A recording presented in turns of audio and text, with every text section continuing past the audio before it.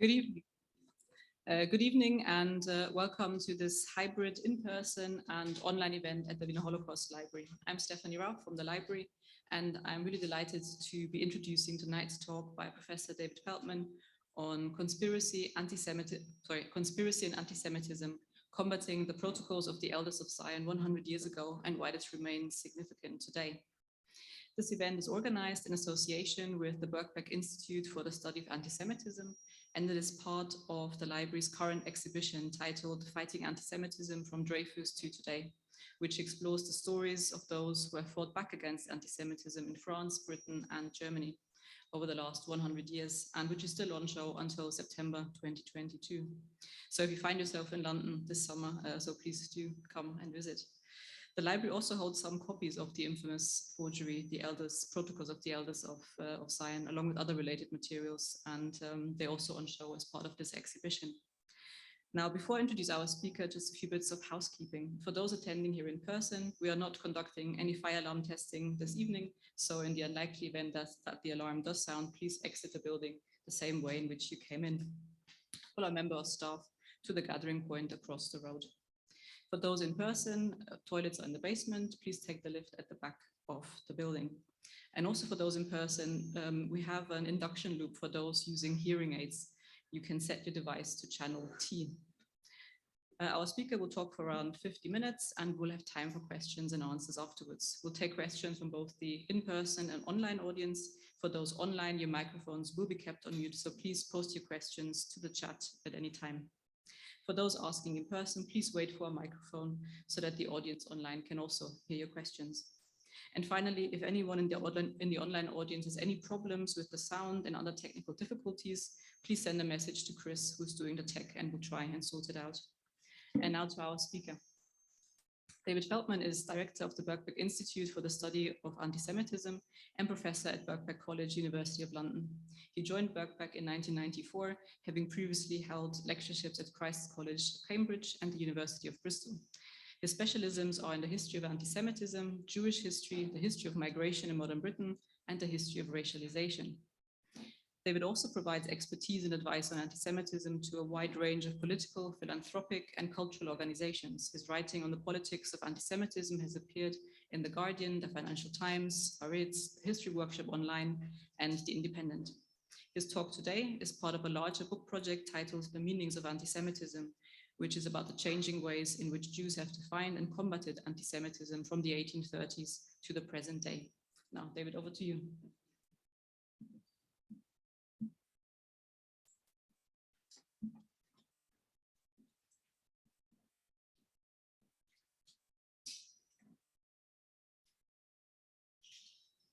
Thank you, Stephanie, for your kind introduction. It's an honor to be part of the program at the Wiener Holocaust Library, and I'm all the more pleased to speak in connection with the important exhibition here on the subject of fighting anti-Semitism. I'm also glad to deliver this lecture as a tangible token of the warm and productive cooperation that exists between the Wiener Holocaust Library and the Birkbeck Institute for the Study of Anti-Semitism. My talk this evening is divided into three parts. First, I will say something about the infamous pamphlet titled The Jewish Peril, Protocols of the Learned Elders of Zion, and about its publication in Britain in 1920 and the dissemination of the idea that the British Empire and Christian civilization were threatened by a world Jewish conspiracy. Second, I will move to discuss how Jews in Britain responded to the publication, dissemination, and popularity of the protocols. Third, finally, and more briefly, I will reflect on what this history can tell us, or might tell us, about the politics of anti-Semitism today. As we know, the protocols are a fabrication, originally published in Russian. The text was confected from French, German, and Russian sources and published first in a newspaper in Russia in 1903. And 2 years later, in a revised and more popular version, edited by Sergei Nilus, a deeply conservative Russian Orthodox mystic. In his introduction to the text, Nilus claims the document had been stolen by a woman at the end of a meeting of Jewish conspirators in France, and in 1901 had been passed to him by a personal friend, now deceased. The text purports to be the verbatim account of an address by the leading elder of Zion, in which he sets out the design of a secret organization, revealing to his cohorts its aim of global domination, its ruthless and devious methods, and its progress.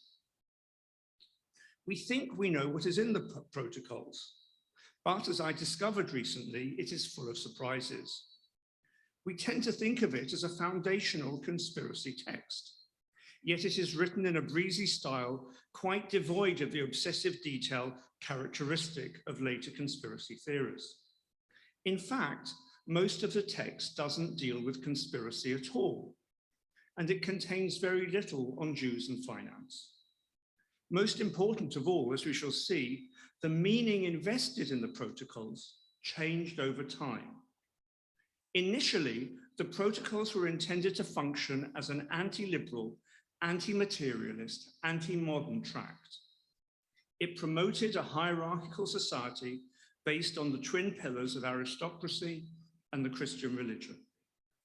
The overarching message of the text is that supporters of liberal, socialist, and anarchist movements are in reality, despite their professed goals, dupes of a plot to install the despotic rule of the elders of Zion. The elders were promoting class hatred, financial speculation, and the godless ideas promoted by Darwin, Marx, and Nietzsche in order to demoralize, I quote, the Gentile mind. The call for liberty, equality, and fraternity was destroying the peace and steadfastness and unity of Christians. The slogan had paved of equality, fraternity, and liberty had paved the way for the elders' ace of trumps, namely the abolition of privileges. In other words, the existence of a Gentile aristocracy, which was the only protection nations and countries had against the Jewish plot. Contrary to what we often assume, the largest part of the protocols is not given over to the Jewish conspiracy, but to an elaborate account of the regime the elders will install. It provides a dystopian guide to what later in the century would be called totalitarian rule. And here is an extract from the protocols. We will erase from the memory of man the bygone ages which may be unpleasant to us, leaving only such facts as would show the errors of Gentile governments in marked colors.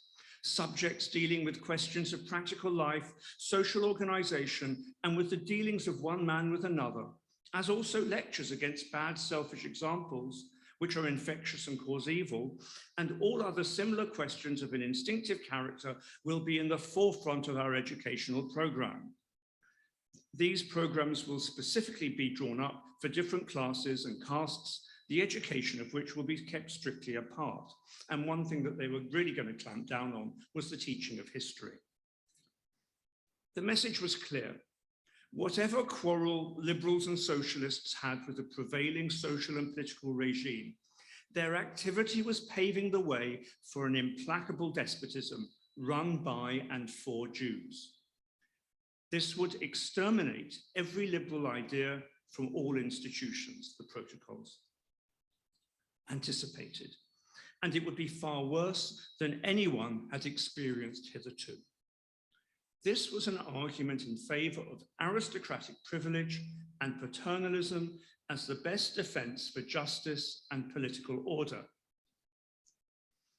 It was only in May 1920 that the Jewish Peril, the Protocols of the Learned Elders of Zion, was published in English for the first time, the German edition having appeared 4 months earlier. And in post-war Britain, as in Germany, there was a market for conspiracy theory targeting Jews. The idea that Jews were shaping world events mushroomed in right-wing circles in Britain following the Russian Revolution. Publication of the protocols was a symptom as much as it was a cause of this growing conviction. Revolution in Russia generated a Red Scare across the world, which Britain did not escape. Bolshevism's revolutionary vision posed an unbounded threat to other regimes. It aimed to overthrow religion, private property and family life, not only in Russia, but in the world over. The Bolsheviks' opponents in Europe and the United States took them at their word. Communist uprisings in Germany, Austria, Hungary, and Italy reinforced the sense of danger and foreboding among elites. In Britain, there was a strike wave, but no immediate prospect of revolution. In Ireland, however, there was civil war. In India, there was a campaign of civil disobedience. Unrest at home and in the empire confirmed the far-reaching challenge in the immediate post-war years. War had already given rise to democratic reform in Britain. In June 1918, the Representation of the People Act trebled the size of the electorate. In December that year, Britain experienced something close to a democratic election for the first time. Fearful of democracy and the appeal of socialism to the enlarged electorate, the leaders of the Conservative Party continued their wartime alliance with Lloyd George and his faction of the Liberal Party. This tactic smothered the electoral threat from the Socialist Labour Party, but success came at a cost. Many Conservatives became dissatisfied with the coalition's pragmatism and with the allegations of corruption which tainted Lloyd George and his circle. Alarmed by threats to political and social order at home and in the empire, disgruntled with the leadership they had been offered, these diehards, as they were known, craved a diagnosis and a policy which directly confronted the causes of world unrest. It was in this context and in this milieu that the spectre of the Jew appeared menacingly in post-war debate. Many conservative politicians, civil servants, and journalists were convinced the peril had been created by Jews and was being carried forward by them. They identified Jews as an urgent threat to the state and social order. Recoil from the Bolshevik Revolution revivified the figure of the demonic Jew and put it to new purpose. The figure of the Jew Bolshevik refreshed old terrors of Jewish fanaticism and self-seeking amorality. The idea that the revolution was both evil and a specifically Jewish project was commonplace. In the Times and in his book, The Last Days of the Romanovs, Robert Wilton promoted the falsehood that the murder of the Tsar and his family had been carried out by Jews and was, he claimed, all in the way of business, revolutionary or financial. According to the Morning Post, the Bolshevik was generally a Jew of some kind. The intellectual Jew of the destructive type is the inspiring genius of class war against civilization. This image of the Bolshevik as a demonic Jew developed alongside a more prosaic but equally negative assessment favored by civil servants. British military intervention in the civil war in Russia required the Foreign Office and the General Staff to take a close interest in the situation there. And the General Staff agreed that Jews were the source and main support for Bolshevism in Poland, in Lithuania, and White Russia. This figure of the Bolshevik Jew as a demon or an enemy could exist easily alongside acknowledgement of the Jews' persecution. It was persecution which had nurtured the demon. Winston Churchill was the government's most ardent anti-Bolshevik. As Minister for War, he promoted and directed Britain's contribution to military intervention in support of the white counter-revolutionary armies. As the futility of the operation became inescapable, in January 1920, Churchill publicly denounced Bolshevism as a Jewish movement. The following month, he published a full-page article titled Zionism versus Bolshevism. Churchill explained to readers that they not only owed the gospel of Christ to the Jews, the most precious possession of mankind, but also another system of morals and philosophy as malevolent as Christianity was benevolent. And this was a worldwide conspiracy for the overthrow of civilization and for the reconstitution of society on the basis of arrested development, envious malevolence, and impossible equality.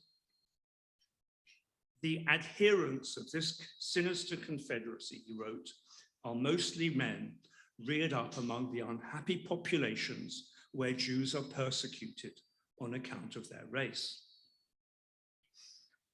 So in June 1920, the Morning Post, a conservative broadsheet and rival to the Times, published a series of 18 articles which took the Jewish peril, that is the English edition of the Protocols, as its starting point. And that's important. Somehow I was under the impression that the Morning Post simply published the Protocols, but it didn't publish the Protocols. It used them as a starting point for a whole new project, which these 18 very lengthy articles were then republished as a book as well. And it did this both as a matter of conviction and as a route to commercial success. The newspaper's editor was Howell Arthur Gwynne, who you see before you. Devoted to the British Empire and to a conservatism that was sometimes betrayed by the leadership of the Conservative Party, Gwynne found the Protocols frighteningly credible and a commercial opportunity. The Morning Post's critical reflections on Jews preceded Gwynne's decision to promote the Protocols, and he urged the newspaper's proprietor to go ahead, arguing, "We have had the reputation for being anti-Jew for 3 years, and we have flourished." This was a sound judgment. Daily sales advanced from 65,000 to almost 76,000 for the period the Morning Post revealed the conspiratorial design common to all revolutionary movements. Gwynne never committed himself to the risky claim that the Protocols are genuine. Instead, he maintained the document's interest followed from its uncanny correspondence to what he saw as known facts. He wrote, "The Jewish Bolsheviks are today carrying out to the letter the program outlined in the Protocols." The document provided an explanation of revolution in Russia and much more. Revolutions in Germany and Hungary, labor unrest in the United States. The Jews ran the peace conference at Versailles subterraneously, Gwynne claimed. The Jews in America were responsible for the League of Nations.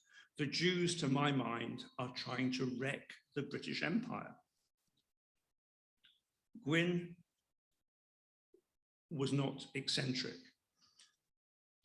It was widely held that even if the Protocols were not genuine, they may still convey a vital truth, namely that Jews are a covert and malign power shaping disastrous world events. Reviewing what it called this singular little book in the Times, the editor, Wickham Steed, acknowledged some of the passages assumed the aspect of fulfilled prophecies in which the reader could not fail to recognize Soviet Russia. The newspaper called for a commission of inquiry into whether or not there was a revolutionary conspiracy involving Jews. So the Protocols achieved significance in Britain as a blueprint whose import was confirmed by the current world crisis and by a political culture which had already identified Jews as the driving force behind Bolshevism. So the Morning Post used the Protocols as the foundation for 18 essays under the title, "The Cause of World Unrest." The conspiracy set out in the Protocols was the key to history since the late 18th century. The essays trace the influence of what it called the formidable sect responsible for developments which imperiled the safety of England, of Christianity, and of the civilization based on Christianity. The easy style of the protocols was now replaced by obsessive attention to detail in the style of present-day conspiracy theories. The essays discover first the design in all revolutionary movements since the French Revolution. Second, the key role played by certain orders of Freemasonry. And third, the part played by advanced or political Jews, both in the Masonic organization and in the revolutions themselves, in which they lurk behind, active and energetic in intrigue. The political dream animating these Jews, the newspaper argued, was a modern development of messianic prophecy yoked to a traditional and racial hatred for the Jews, it wrote, racial hatred for the Christian nations, which in ages past have not treated their people too well. As the protocols became one element within a larger, more complex conspiratorial narrative, so too its function changed. Gwynne and his fellow journalists were not concerned with a pre-capitalist social order and aristocratic paternalism, but with political stability, Christian civilization, and the safety of the British Empire. It was the specific threat carried by Bolshevism and revolution in the context of mass democracy, which shaped the positive reception given to the protocols in right-wing circles. The new age of democracy was pregnant with danger, Gwynne reflected. He wrote, "We are seeing today how the exploitation of the people can be achieved with comparative ease because the people throughout the civilized world is enfranchised."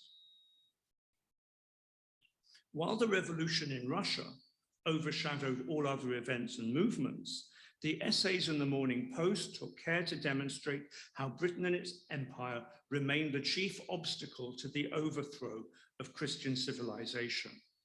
By placing revolution and unrest in Russia and globally within the compass of human agency and the agency of a very few, the Morning Post provided reassurance as well as alarm. Revolution, it turned out, was not a spontaneous explosion, but the outcome of design. This was not the moment for weary resignation. The defense of civilization required prompt and determined action. In a little over a year after the Morning Post began to publish on the cause of world unrest, Philip Graves, the Times correspondent in Constantinople, revealed the protocols to be a forgery. By luck, he had discovered they are in the main a clumsy plagiarism taken from a French text published in 1865 as an attack on the regime of Napoleon III. This was a journalistic coup which provided the Times with a golden opportunity to disparage a rival newspaper. But the column inches and gravitas devoted to the subject over 3 consecutive days demonstrate that the idea of the Jewish world plot was itself significant and held wide interest. The protocols were now damaged goods, but suspicion of Jews remained. The Morning Post continued to discredit socialism by painting it as a Jewish movement. The Times was in agreement up to a point. The document purporting to be the protocols was a confection, but the Jewish problem was real, though happily it said, in this country, it cannot be said to exist in its continental form. Press anti-Semitism did not disappear, but narrowed. The ideas and images which had populated anti-Semitic grand theory were now brought to bear on British policy in Palestine. Journalists drew on a repertoire of negative images which cast Jews as enemies of Christian civilization, powerful, devious, and loyal only to their own interests. The protocols were consigned to the margins of British political life, but the lexicon of stereotypes and narratives, which helped make the forgery so believable to so many conservatives, remained a potent resource. crucially important in displacing anti-Semitism from a place near the center of British political life in the 1920s was the fall of the Lloyd George coalition in October 1922. Conservatives now believed they could meet the socialist threat on their own without the help of liberals. And so they wanted to fight the forthcoming election on their own and not in alliance with Lloyd George's liberals. Political anti-Semitism in the post-war years had been driven forward by the diehards, those people who were most unhappy with the conservative coalition with Lloyd George, a group of 40 to 50 MPs. With their fundamental demands satisfied, conspiratorial anti-Semitism lost its driving force in the political mainstream. So I now want to move on to the Jewish response to the protocols. Jews were united in apprehension at the post-war wave of anti-Semitism, but they were also divided over how to respond. Perceiving the key role played by newspapers, in 1918, the Board of Deputies of British Jews created a press committee to meet the danger. Lord Rothschild was the committee's chair and Lucian Wolff its advisor. And they set out to use personal intercourse and friendly relations with editors, proprietors, and politicians to try to create a friendlier climate for Jews. This was a well-established strategy. Leaders of British Jewry aimed to leverage their social and political integration as individuals to advance the interests of British Jewry as a whole. The approaches made by Rothschild and Wolff to elite friends and acquaintances were not successful. Titles owned by Northcliffe and Beaverbrook, the Times, the Daily Mail, the Evening News, and the Daily Express continued to print material which threw doubt on Jews' morality and patriotism. Moreover, Rothschild and Wolff's connections did not extend to the prime source of anti-Semitic propaganda, the Morning Post. Frustrated by this, Wolff struck out in a new direction. Whereas he had once thought anti-Semitic attacks were best ignored, and I should say Wolff himself had been a significant journalist, a diplomatic journalist, and then was involved representing Jewish communities at the peace treaty at Versailles. So he was a considerable figure and a well-connected figure. Wolff had once thought that anti-Semitic attacks were best ignored, but he now attacked the protocols in newspaper articles in the Manchester Guardian, the Spectator, and the Daily Telegraph, and he denounced the protocols as a violently un-English forgery. It was the conspiracy theorists, not the Jews, who were the foreign element in public life, he argued. And he republished the 3 articles in a pamphlet, which he sent to all MPs, lords, all bishops, all heads of religious denominations, all professors in Cambridge, Oxford, and London, to all the London clubs, and to the leading newspapers in London and the provinces. So this was a very top-down way of understanding how political culture works. And that's an important point that I'll come back to later. But Wolff did not stop here. He proposed creating a Jewish press agency and a parallel press and publication department. And he presented his scheme to the Board of Deputies in July of 1920. The cost would be considerable, £1,000 a year, about £48,000 in today's money. At its September meeting, though, the press committee resolved to go ahead along the lines that Wolff prescribed. Yet within 2 months, not only Wolff's bold plan, but also the press committee hung by a thread. Rothschild had been away while the press committee raced ahead, inspired by Wolff and unnerved by the Morning Post's campaign. Now Rothschild applied his authority and the brake. He and his supporters decided to circumvent the board's committee by replacing it with one tilted firmly towards the traditional leaders of Anglo Jewry. And here it's just important to say that immediately after the First World War, the constitution of the board had been democratized to a degree, bringing in representatives from Jewish-friendly societies, from the B'nai B'rith. And as you'll see, it was these people who favored a more activist policy. But Rothschild would have none of it. So at a meeting of the Board of Deputies, Rothschild and his allies proposed the creation of an entirely new joint press committee. The new body was to be composed of representatives from the Board of Deputies, but now together with others from the Anglo-Jewish Association, a self-elected elite body, from the Jewish Historical Society, from the Maccabeans, a society of Jewish professionals, and from the League of British Jews. Launched in 1919, the League was a redoubt of anti-Zionism, of Jewish anti-Zionism and Jewish anti-Bolshevism.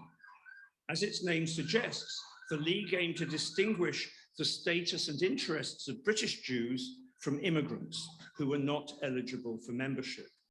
Its mission was to repudiate the allegation that Jews constitute a separate political entity. Lionel de Rothschild, the banker and conservative MP, was its president, and the educationalist, reform rabbi, and conservative MP, Sir Philip Magnus, was its vice president. In a conciliatory gesture, it was agreed that the B'nai B'rith should be added to the list of organizations represented on the new Joint Press Committee. And the B'nai B'rith was a relatively new middle-class organization friendly to Zionism, which had recently gained representation at the board. Fundamentally, however, Rothschild won out, and the watchwords of the new committee were caution and continuity. The advocates of a more energetic response to anti-Semitism had been defeated, but not vanquished. As soon as the new committee was announced, Dr. Mortimer Epstein, the president of the London Lodge of the B'nai B'rith, used the pages of the Jewish Chronicle to propose a new plan of action. And I'll just say that Mortimer Epstein is one of the fascinating unresearched figures in British Jewish history. He was born in Lithuania as Mordecai Epstein. He became a significant journalist, but before doing so, worked with Sombart at Heidelberg University and translated his books into English. So he's a very interesting character. Anyway, Epstein was active in the Jewish community, and he used the pages of the Jewish Chronicle to propose a new plan of action. Rather than respond to individual attacks, the Joint Committee should enlighten the public by the issue in popular form of a series of works dealing with Jewish life, literature, etc. And finally, in January 1923, perhaps stimulated by a renewed anti-Semitic campaign in the Daily Mail and Daily Express, the Joint Press Committee considered something very similar to Epstein's proposal, brought forward by the B'nai B'rith members of the committee. However, the representatives from the League of British Jews, the Anglo-Jewish Association, the Maccabeans, the groups Rothschild had brought on, all opposed the new plan, and they blocked it. But it was a hollow victory because, incapacitated by its divisions, the Joint Press Committee was wound up in 1925. In part, this was a conflict over communal power, but it was also a conflict over what were the sources of anti-Semitism and how, if at all, it could be defeated. Epstein and his allies supported an activist defense. They were optimists who carried forward the liberal doctrine that truth, and in the broadest sense, education, were the best antidotes to prejudice. They wanted to, I quote, enlighten the public, and they believed that most anti-Semitism was born of ignorance. Optimism about the work of education went alongside their opinion that Jews' greater visibility would promote integration, not the reverse. And Epstein was part of a cohort of middle-class men who had grown up in a milieu dominated by immigrants and their English-born children. He was a prolific essayist whose writing provides a window on the communal Democrats' program of education. Between 1919 and 1936, writing under the pen name Ben Ami, son of my people, he wrote a regular column in the Jewish Chronicle. His 2 volumes of essays, Aspects of Jewish Thought, published in 1922, and Essays on Jewish Life and Thought, appeared 2 years later. First written for a Jewish audience, the essays were repackaged and reordered to present Jewish ideals, Jewish faith, and Jewish life to non-Jews. The preface to Aspects of Jewish Thought tells its readers that Judaism inculcates the purest principles of humanity, that it regards social service as the highest charity, and today, as of old, it commands, "Thou shalt love thy neighbor as thyself." In Epstein's account, Judaism is similar to Christianity, only better. It is a practical religion understood by all, Epstein explained, which teaches a code of conduct built on universal principles. Judaism was a religion of individual responsibility. The Jew, he stated, is energetic, intense, sober, kindly of heart, devoted to justice, considerate of his neighbor's feelings and interests, a good father, a model husband, and therefore male, clearly, perfectly equipped to help build up the great society. The clear implication of Epstein's writing was that if only non-Jews were informed of Judaism's theological and ethical purity, then anti-Semitism would diminish. The corollary was that Epstein and his allies held Jews to a high standard. They took a censorious stance towards those who fell short. Epstein advised Jews to lead decent lives. One cause of anti-Semitism was the bad behavior perpetrated by Jews themselves, and he singled out the disagreeable type of Jewish moneylender. This sort of Jew, Epstein charged, was responsible for the character of the Jew, which so many non-Jews kept in mind. The Jews' shortcomings in morals and manners was a staple theme for these liberals who believed that broadcasting the truth would diminish anti-Semitism. The facts of Jewish life had to conform to that image. Epstein not only vaunted education and aimed to improve Jews, he also called Christians to account. In Aspects of Jewish Thought, he addressed anti-Semitism through the device of an imagined conversation, and his fictional self declares anti-Semitism is a disgrace to Christianity, and he enjoins Christians to speak out against the prejudice. In contrast to Epstein and his supporters, communal conservatives doubted that education and propaganda could do much to combat anti-Semitism. Anti-Semitism was a disease that can be nourished from every source, one of them argued. It was not susceptible to reason. By drawing attention to themselves, either with booklets or through a press agency, Jews would only invite further attacks. Publications would be twisted and distorted and would lend a weapon to their enemies. Communal conservatives regarded anti-Semitism as something to be faced with pride and manliness. There was no call for Jews in this country to justify their existence, Sir Philip Magnus insisted. Claude Montefiore counseled Jews to respond to anti-Semitism with good temper and good humor.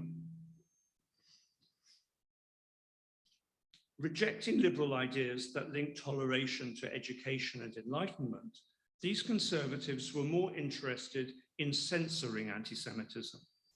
First, the press committee explored whether the law of libel could be used to deal with the problem or extended so that it dealt with the slander or libel of communities. Second, censorship proceeded informally, and the committee persuaded private companies and the London County Council to remove advertisements for anti-Semitic publications from their railings. Laurie Magnus was the most eloquent of the conservatives. Born in 1872 into a junior branch of the Anglo-Jewish cousinhood, educated at St. Paul's and Magdalen College, Oxford, Magnus carved out a career as a journalist and a publisher. And in 1920, he took up the role of editor of the Jewish Guardian, a newspaper intended to act as a mouthpiece for the League of British Jews. Scorning Epstein's cheap pamphlets, the Jewish Guardian proposed there were just two means to fight anti-Semitism. The first was for Jews to offer an unwavering and unremitting example of good Jewish life. In other words, conservatives as well as liberals believed that Jews' bad behavior was a significant cause of anti-Semitism.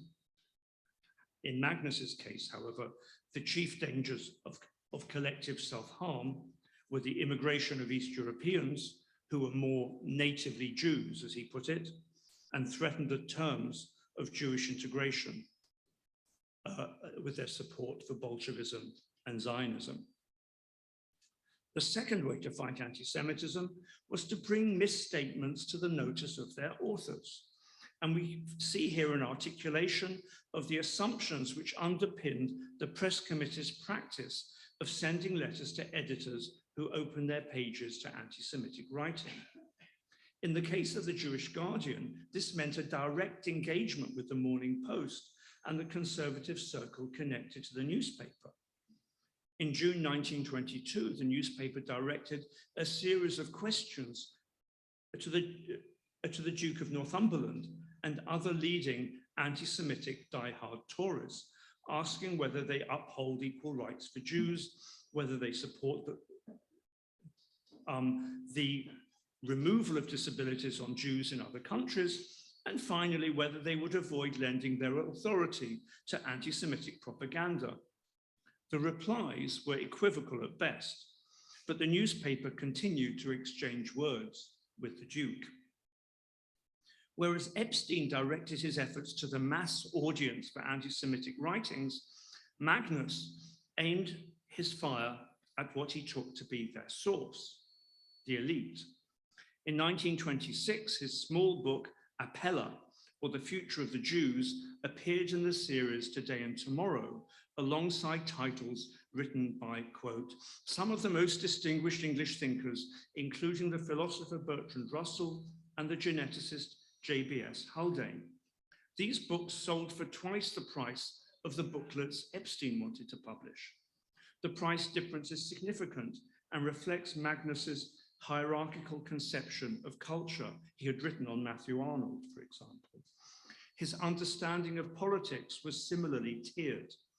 In its review of 1921, the Jewish Guardian asserted anti-Semitism was confined to a very small circle of international agitators, deriving a part of the propaganda from monarchist conspiracies in Russia and Germany, and another part from social and commercial jealousies in the United States. 2 years later, it stated boldly that the appearance of the protocols and the anti-Semitic campaign connected to it emerged from an international conspiracy closely allied with the subversive propaganda of continental reactionaries and militarist plots for the restoration of the Hohenzollern and Romanov dynasties. Anti-Semitism, indeed, we know, was integral to monarchism in Germany and to Denikin's army in Russia. However, the emphasis on an international conspiracy of monarchists and reactionaries obscured the degree to which anti-Semitism was also a part of British conservative political culture as it confronted Bolshevism. The Jewish Guardian, like the Morning Post, was an outgrowth of that political culture. The two newspapers differed widely in their estimation of Jews, but they shared a conspiratorial understanding of politics. Jewish conservatives and liberals each accused the other of engaging in apologetics. This was the meaning of the conservatives' affirmation of self-respect when they argued against the publication of cheap pamphlets. They repudiated Epstein's impulse to explain and to place Jews and Judaism in an exemplary light. Epstein answered in kind. Any direct response to the Morning Post would amount to apologetics, and that was beneath our dignity. His work, setting out the truth, was different, he said. This belief in the power of knowledge and reason to dispel ignorance and bigotry was not a novel response to anti-Semitism. And it was also a part of Laurie Magnus's publication strategy. What was at issue, however, was whether this educative work should address a mass audience or be restricted to a more educated and influential minority. In this perspective, it was not only the anti-Semitism of the diehards and the Morning Post that was a response to democracy, but also the debate among the Jews over how to respond to anti-Semitism. The politics of anti-Semitism in the years immediately after the First World War were shaped by that historical conjuncture. The effects were felt in two ways. First, the repertoire of stereotypes and narratives of anti-Jewish prejudice were repurposed to respond to the Bolshevik Revolution and the advent of democracy. This becomes most visible as the Protocols of the Elders of Zion was adapted to address the new moment. What is often regarded as the quintessential anti-Semitic text was in fact reshaped to address a moment and a challenge very different from the one it originally spoke to. Second, the fears, hopes, and conflicts released by revolution and democracy gave meaning and significance to the politics of anti-Semitism, not only to the struggle between Jews and their critics, but equally to the struggles among Jews themselves. And in a sense, here endeth the lesson, or at least here endeth the history lesson, because I want to conclude with some tentative and speculative thoughts on, tentative and initial thoughts on how this history connects, but also does not connect with the present, and specifically with the struggles connected with anti-Semitism in Britain. Continuity and change are the two broad strategies through which historians try to connect past and present. In this case, both are relevant and helpful, but in different ways. In anti-Semitism studies, it is very often continuity which is stressed, encapsulated in Robert Wistrich's label for anti-Semitism, the longest hatred. And this has its place here. It has its place in the continuity of ideas about malign Jewish power and conspiracy. Although the protocols no longer get space in the mainstream press, the idea that Jews wield illegitimate power for their own gain remains alive and well. A survey by a Jewish policy research in 2017 found that 8% of respondents agree that Jews have too much power in Britain, and 12% agreed that the interests of Jews are different from the interests of others. In 2019, a YouGov survey of Labour voters found that, I'll start again. In 2019, a YouGov survey found that 16% of Labour voters and 14% of Conservative voters thought that Jews have too much power in the media. And of course, ideas of Jewish power recurred in Labour's anti-Semitism crisis. indicating the presence of these ideas in political culture. Notoriously, there's the Mir One mural from 2012, and perhaps more interestingly for this evening, there's this image which was recycled from a right-wing website that was here tweeted by someone who was a Labour Party member. So illustrating that these ideas have no necessary political home. There are continuities, I think, if we look at anti-Semitism as well. The struggle against anti-Semitism divides Jews today, as it divided Jews in the 1920s. These divisions work in different directions. For example, in 2014, the campaign against anti-Semitism was created, not least out of its supporters' dissatisfaction with what they saw as the passivity of the Board of Deputies in the face of anti-Semitism. And there is also the divide today between the communal mainstream and others, usually but not always to the left, over the relationship between anti-Zionism and anti-Semitism. And this division of opinion is expressed in part in the alternative definitions of anti-Semitism, which now circulate. The International Holocaust Remembrance Alliance working definition of anti-Semitism and the Jerusalem Declaration on anti-Semitism. Some of the points of division from the past remain current, albeit in transformed ways. In the 1920s, it was communal conservatives who argued that Zionism fed anti-Semitism.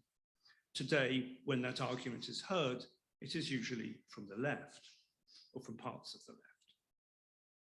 Also, the division in the 1920s between censorship and education as responses to anti-Semitism finds an echo today in the divergence between those who favor what they call a zero tolerance approach to anti-Semitism and imagine it can thereby be eradicated, and others whose goals are more modest and promote different educational strategies to combat anti-Semitism. Although these are are not really alternatives than approaches which people favor in combining, in different proportions.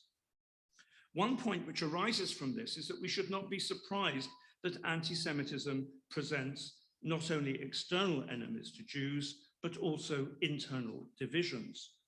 The Jewish population is diverse, and this pluralism is inevitable, I suggest, and we should embrace it rather than decry it and treat opponents as fellow Jews and fellow citizens with whom we disagree, rather than as apostates or traitors, as sometimes seems to be the case. There's also a sense in which history, if it doesn't repeat itself, at least rhymes. And this is in the significance of external factors in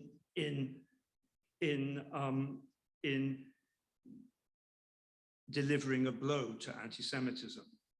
So despite the earnest efforts of Jewish individuals and organizations to combat anti-Semitism in the 1920s and in recent years, the greatest changes have come about due to political change to which Jews were at most a marginal presence, or political and other change to which Jews are at most a marginal presence.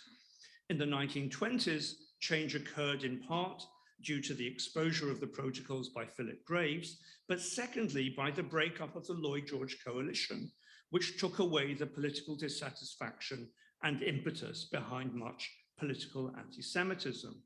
And in more recent years, the greatest change in the place of anti-Semitism in the political arena came about not as a result of direct campaigning by Jews and their allies, but as a result of the defeat of the Labour Party in the 2019 general election, and the replacement as leader of the party of Jeremy Corbyn by Keir Starmer. In these ways, we can identify points of continuity and connection between the present day and events 100 years ago. However, I want to conclude by qualifying this emphasis on continuity by pointing to two important areas of change. And these areas of change may help us to explain why both anti-Semitism and the response to anti-Semitism is quite different today from what they were a century ago. The first point I want to make here is that the relationship of Jews to the state, or to what as shorthand we can call the conservative establishment, is quite different. In the aftermath of the Russian Revolution, Jews could not look to the government or to the Conservative Party for help and support. On the contrary, those were the people throwing accusations. Leading government politicians, civil servants, large parts of the Conservative Party and the leading organs of the conservative press were all prepared to a greater or lesser extent to give credence to the idea that Bolshevism was a Jewish phenomenon and that at the very least, the idea had to be taken seriously, that there was a Jewish conspiracy manipulating events globally for selfish ends. Today, by contrast, British Jews work in partnership with the state to combat anti-Semitism. We see this in a number of different arenas, in help to fund security at synagogues. That's financial help to fund security at synagogues. The adoption of the IHRA working definition and the attempt to impose it on universities. All three main political parties in England are committed to building a Holocaust memorial next to Parliament, and the government has pledged public money to support the project. We may value some of these initiatives more than others, but viewed as a whole, they signal a massive transformation in the political status of anti-Semitism. So, while many of the ideas that arise in the as anti-Semitism is articulated, many of these ideas are familiar, the capacity of Jews to combat them and draw on significant allies in the power of the state in doing so signals a major transformation, which is too little noticed, I suggest, and one which needs to be reckoned with and understood if we are to comprehend the changing place of Jews and anti-Semitism in Britain today. The last point I want to make is that the place of Jews as a minority in Britain today is very different from 100 years ago. A century ago, Jews were the largest non-Christian group in Britain, and after the Irish, the largest immigrant and ethnic minority. Today, this is not the case. Britain has become a diverse society. In the 2011 census recorded roughly as many Buddhists as Jews in England, and more Sikhs, more Hindus, and more Muslims than Jews. Ethnic diversity has also increased apace. If we look at immigration as a percentage, immigration has changed as well. In 1921, the foreign-born amounted to just 1% of the population. In 2019, they amounted to 14%. Jews are sometimes lauded by government ministers as a model minority. And as we've seen, anti-Semitism is the form of racism that the government perhaps finds it easiest to address. In this circumstance today,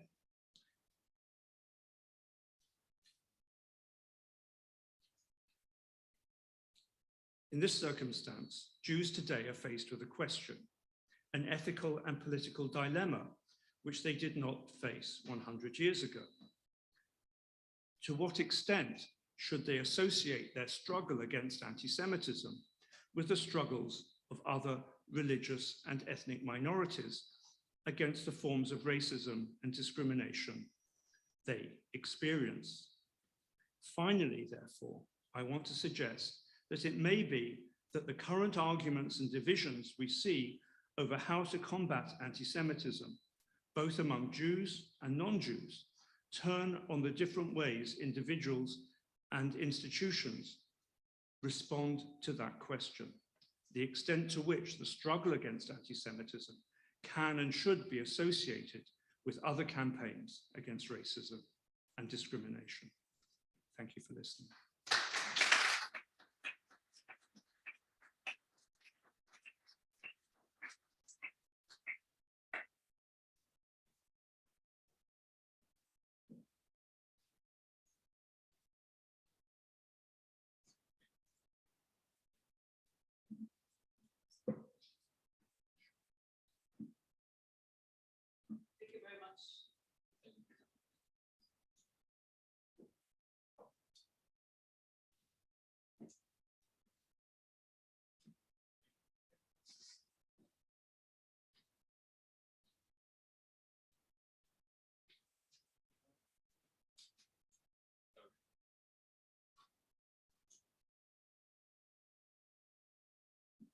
Self-recharge, but clearly something went wrong. Thank you very much for this fascinating talk, David.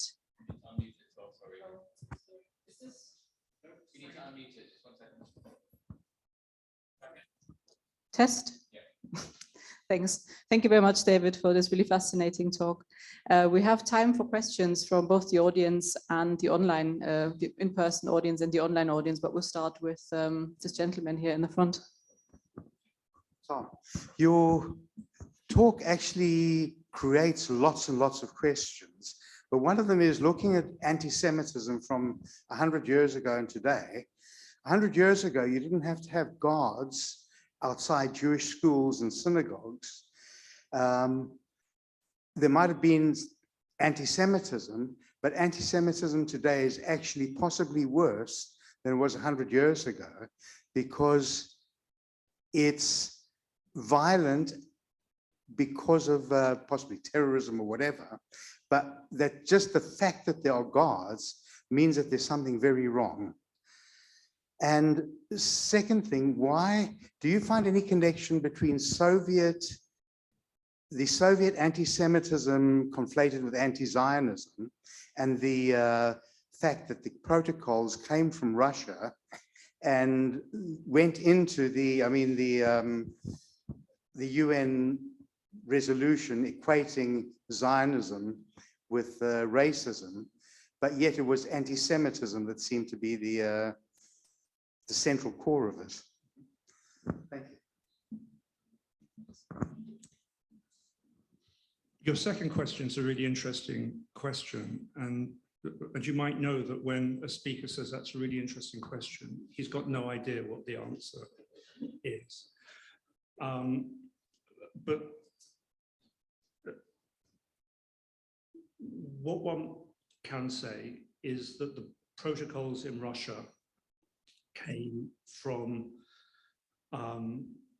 ultra-conservative Russian Orthodox circles, which had nothing to do politically or culturally with the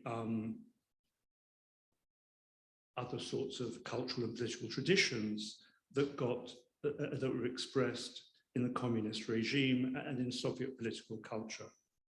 So that's one part of an answer, to say no. However, it would still be very interesting to explore the ways in which, and indeed some people have explored some of the ways in which anti-Semitism entered Soviet political culture and its continuities and discontinuities with what came before. I'm just not competent to give you an answer to that question. I think with regard to your first point, I think we have to disagree. There was plenty of violence on the streets experienced by Jewish men, women, and children. If you read memoirs, if you listen to oral histories from Jews living in immigrant areas in London, Manchester, and Leeds, there were no-go areas. And there are not no-go areas for Jews. Now, this is not to understate or to trivialize what happens now. And there's also the wider context, as I tried to draw attention to, which is whereas 100 years ago, Jews were pretty much abandoned by the authorities in the country. Today, that's not the case. And so in many ways, what I'm trying to do in this talk is to push back against precisely what you articulated. So I'm grateful to you for making your point, because I do want to, in making this argument, I do want to question the idea that things are getting worse and worse. I don't think the evidence points that way.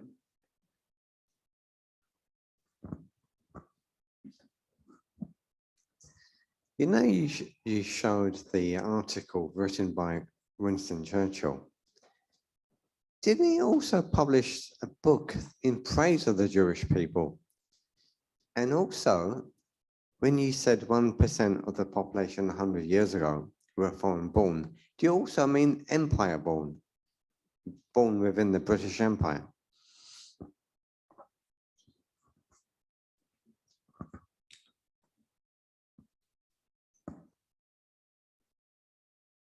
On Churchill, Churchill sort of said and wrote many different things. I'm at different points in his life about Jews, and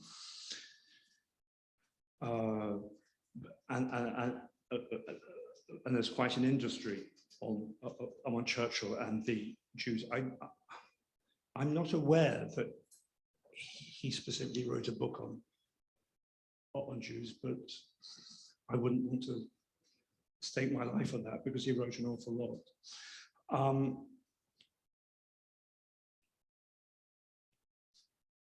It's an interesting question that you ask about British Empire. And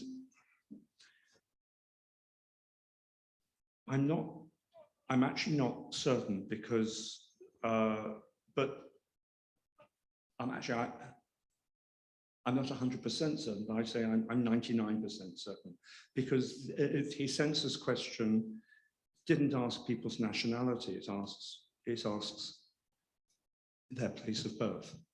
So it would include those people as well. Yes.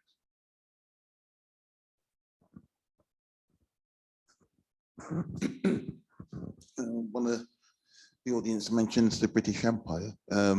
Obviously, this was at a time with the rise of new political ideologies.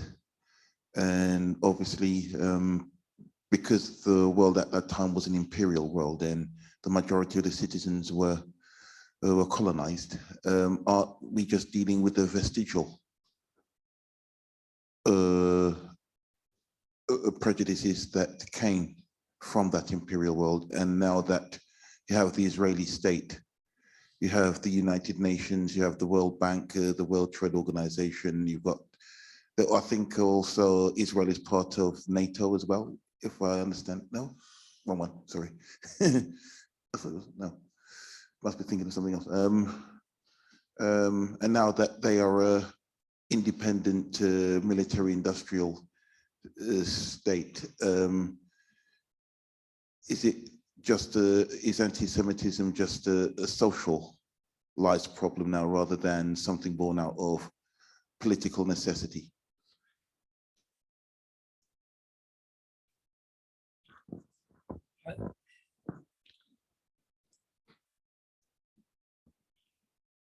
You raise a number of interesting questions there. I'll respond in two ways.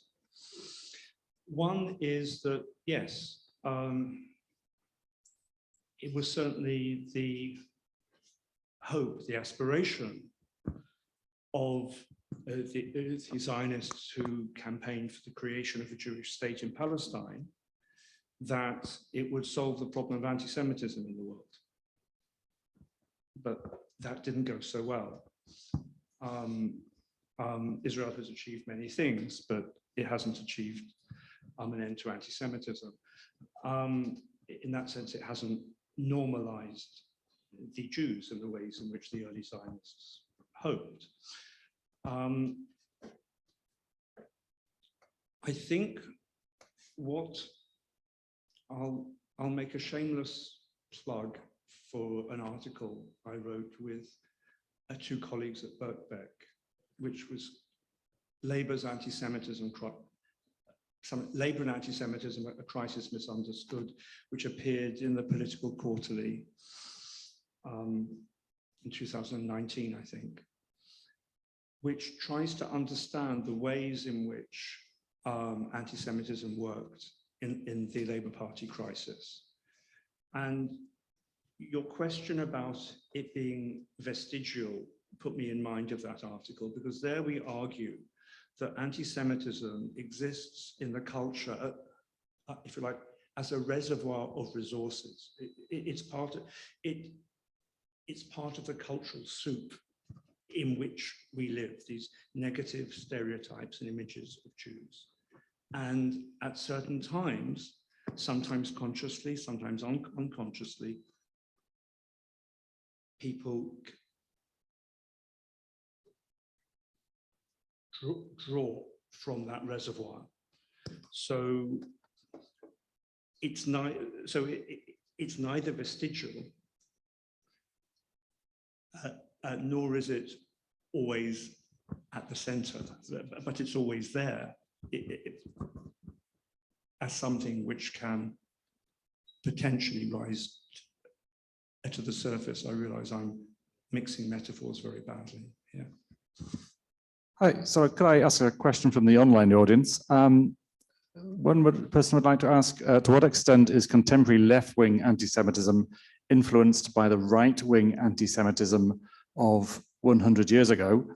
That's the question. I'm going to add something as an archivist, because I've been cataloguing the defense file of the Jewish Chronicle recently, and I was interested to see a letter from a member of the Union movement in 1948, so not 100 years ago, arguing we're not anti-Semites because we support Arabs and Arabs are Semites, which is an argument I've heard used more recently.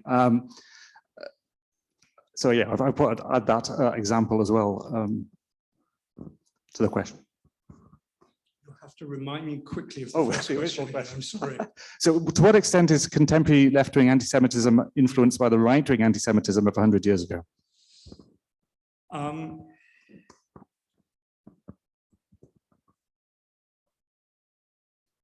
I think my answer to that would be something along the lines of my answer to the previous question, that there are a set of negative images and associations and stories about Jews which don't have any necessary political home.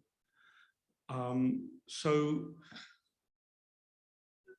I would say, in that sense, both right and left, in a way, draw on the same cultural resources. There might be particular cases which one can document of people going from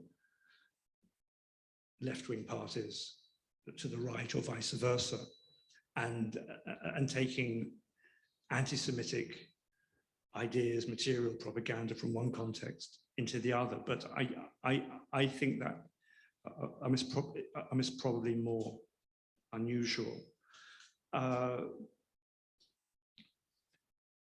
The idea of the Semite, sort of, that's something which emerged or was popularized in the middle of the 19th century.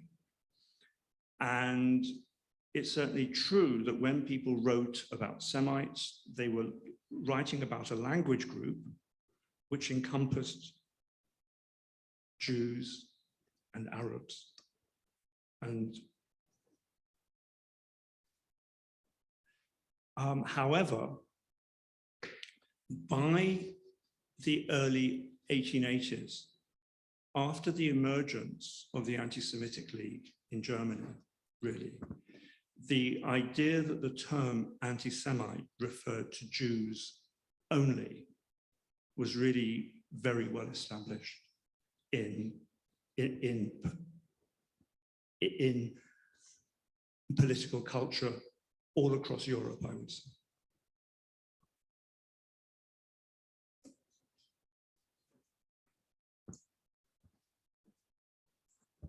Thank you for your talk. Could you give us some background to the activities of the British fascisti at that period, who were the precursors to the BUF, if you are familiar with that? Also, you mentioned the IHRA definition. Would you agree with me that that is now part of the problem because it's too wide-ranging to be helpful? It conflates anti-Zionism and anti-Semitism for one thing, and also it's just not specific enough to be useful and could be misused and ultimately could become part of the problem.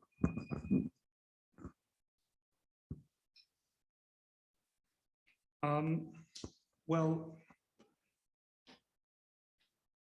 I'm not a fan of the IHRA working definition, and I'm one of the authors of the Jerusalem Declaration. However, I don't actually agree with some of what you said about the IHRA working definition. I don't think it does necessarily conflate anti-Semitism and anti-Zionism, but because it's so poorly drafted, it can be used in ways that do that. But I don't think in itself, so it's more the ways it's been used, I think, that trouble me. I mean, apart from that, it's just a poorly drafted document, but the world is full of poorly drafted documents. It's not special in that respect. On the British fascisti, I mean,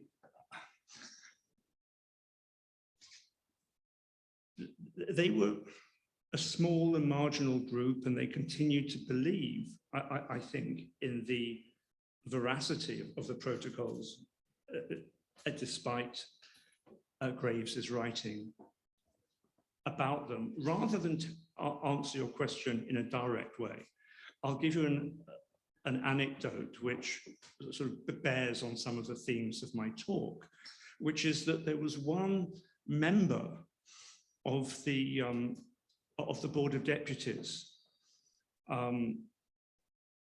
very much on the conservative end.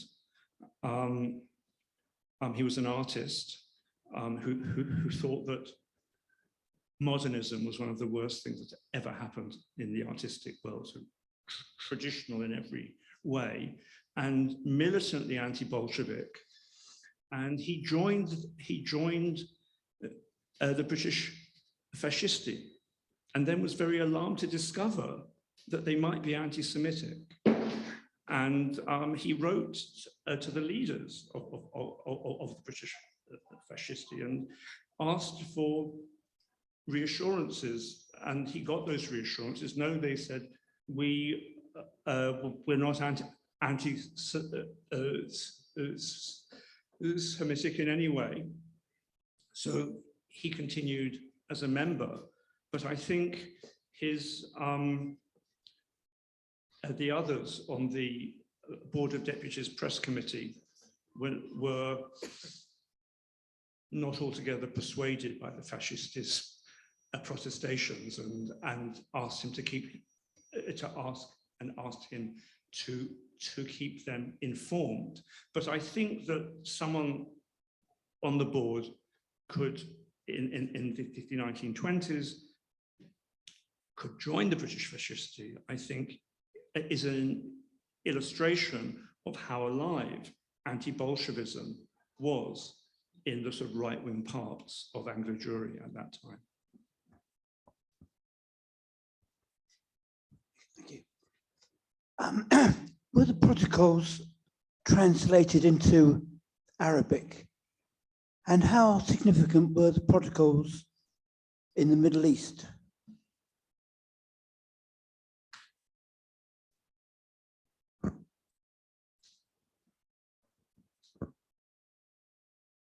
I'm pretty sure they were translated into Arabic. And they do circulate all over the world, including in the Middle East. I couldn't gauge for you how influential they have been. That's beyond anything I could do. I'm not a scholar of the Middle East, I'm afraid. A good source on this question is the Wiener Library Bulletin, which is available here, because many people working at the library monitored anti-Semitism from, well, the library's origins began with monitoring anti-Semitism, but in the post-war period as well, the bulletin regularly had reports on anti-Semitic texts published all over the world. And having leafed through it a few times myself, there are several articles that specifically speak to this issue.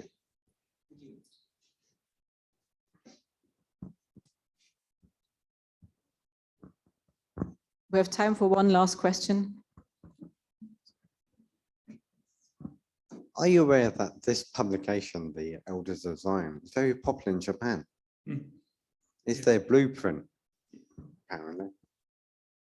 A blueprint for what? For catching up with the West. It was at the time of the Russo-Japanese War.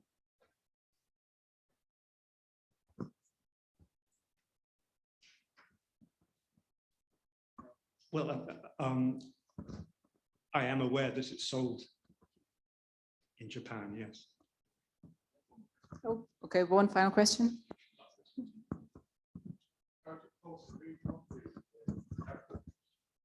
I'm sorry. I'm probably going over time here and also abusing my status as director of the library. And also I joined the talk late, so I'm doing everything wrong.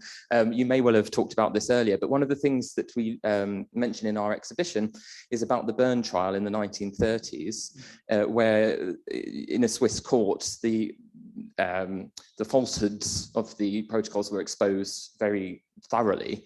And I just wondered if that had any resonance in Britain at the time, as far as you're aware, because it's sort of not something I've really looked into at all.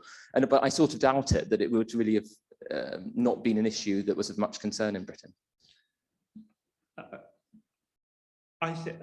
My sense is that your sense is correct. And in a way, it goes back to the point about the fascisti being so marginal.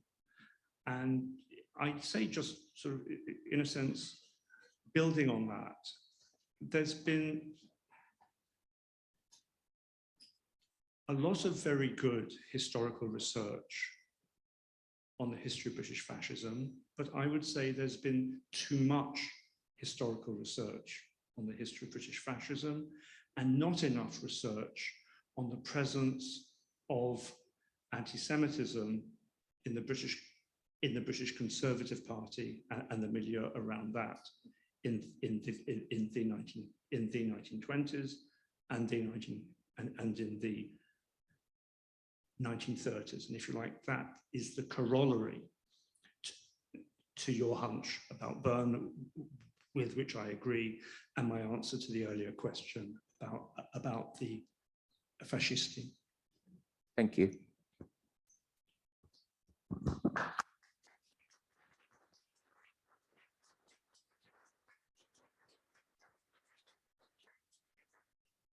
Well, thank you all for joining us, and you already gave a round of applause to Professor Feldman. Thank you very much again for a really fascinating, stimulating lecture, and I hope there will be a bit of time to approach you here for a bit of a chat.